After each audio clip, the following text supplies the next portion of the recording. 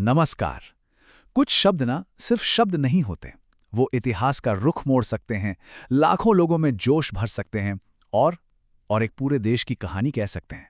तो चलिए आज भारत के इतिहास को उसके सबसे शक्तिशाली नारों के जरिए समझते हैं।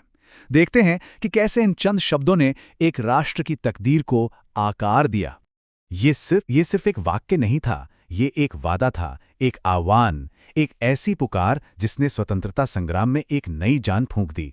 बस यही दिखाता है कि कैसे सही समय पर कहे गए कुछ शब्द एक पूरे देश की किस्मत बदल सकते हैं। चलिए अब जरा उस दौर में चलते हैं जब भारत अपनी आज़ादी के लिए लड़ रहा था। उस वक्त ये नारे सिर्फ शब्द नहीं थे, बल्कि लाखों लोगों के लिए हिम्मत, एकता और संघर्ष का सबसे बड़ा प्रतीक बन गए थे। बस ये दो शब्द, और इन दो शब्दों ने सब कुछ बदल दिया। पूर्ण स्वराज मतलब पूरी आज़ादी। अब कोई टुकड़ों में रियायतें नहीं चाहिए थी, अब लक्ष्य सिर्फ एक था, ब्रिटिश शासन से पूरी तरह से मुक्ति। इस घोषणा ने ना सब कुछ बिल्कुल साफ कर दिया। अब कोई समझौता नहीं होना था। इसने पूरे देश को एक ही लक्ष्य के लिए लड़ने की एक जबरदस्त ऊर्जा दी। सच कहें तो ये स्वतंत्रता संग्राम का एक बहुत बड़ा टर्निंग पॉइंट था। और जैसे जैसे ये संघर्ष तेज होता गया, सुभाष चंद्र बोस जैसे नेताओं ने इन्हीं शब्दों को अपना हथियार बनाया। उनके नारे वक्त के साथ और भी ज्यादा जोशीले और सीधे होते चले गए, जो आज़ादी के लिए बढ़ती बेचैनी को साफ दिखाते थे। यहाँ देखिए, इन नारों का विकास कितना दिलचस्प है। शुरुआत हुई जय हिंद से, जो सबको जोड़ने वाला एक अभिवादन था। फिर आया दिल्ली चलो, ये एक साफ साफ सैन्य आह्वान था। और आखिर में तुम मुझे खून दो, मैं तुम्हें आज़ादी दूंगा, बलिदान का सबसे बड़ा और सबसे शक्तिशाली आह्वान। हर एक नारा संघर्ष के एक नए, ज्यादा जोशीले दौर को दिखा रहा है। तो आज़ादी की लड़ाई के बाद अब वक्त था एक नए राष्ट्र की नींव रखने का।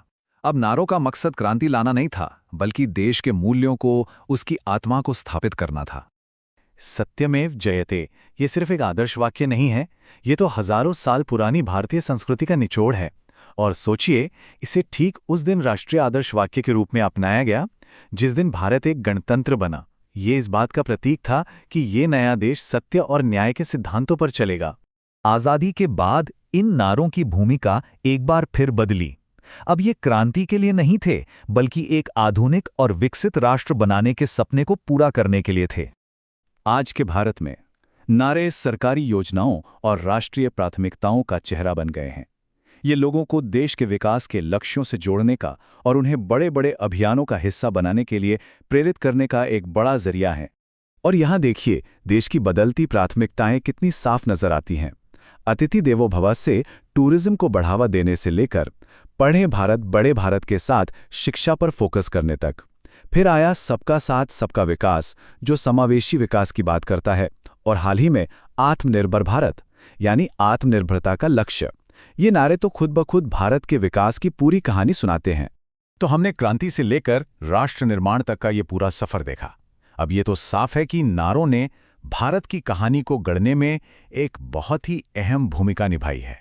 तो कुल मिलाकर ये नारे सिर्फ कुछ शब्द नहीं हैं, ये एक राष्ट्र की उम्मीदों, उसके संघर्षों और उसके सपनों का आईना है।